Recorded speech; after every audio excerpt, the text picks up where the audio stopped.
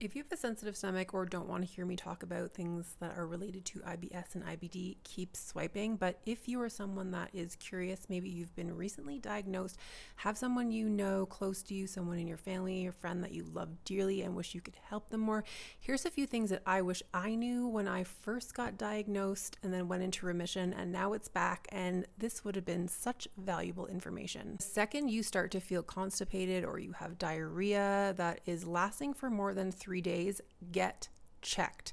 I wish I did prior to, because I actually had polyps and didn't know and forced my doctor to get me in for a colonoscopy, even though she's like, you're young, you don't need to. Well, guess what? They found something and luckily they removed in time. Painful gas and bloating that lasts for more than a few days is a concern. You should not feel that way. It could be something that you're eating. It could also be an obstruction. So another thing to get checked.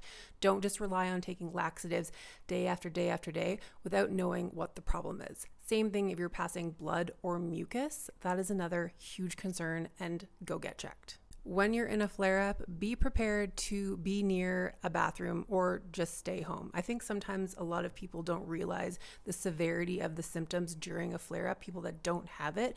So when you are a little bit of a hermit or you're staying home, you're kind of isolating, that is completely normal and it's healthy. It is so much less stressful being in an environment that you know very well you're in control of your settings versus going out and then being caught off guard when things aren't going so well. The medication can make you feel like shit.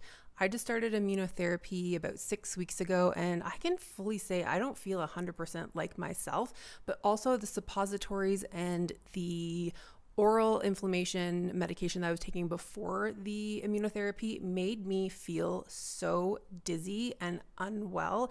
And that's not something that is really talked about, I think anyways. Not feeling like yourself, pumping yourself with drugs, and isolating are all going to take a huge toll on your mental health. So make sure you have a professional that you can reach out to, a close friend or family member that will just listen, that you can talk to, because managing your stress also is a huge factor in managing your symptoms. And this last piece of advice is for anyone really, not just someone that's going through a severe IBD flare-up, but save yourself an emergency fund, one that will last at least 6 months, because I used all of mine. I blew right through it.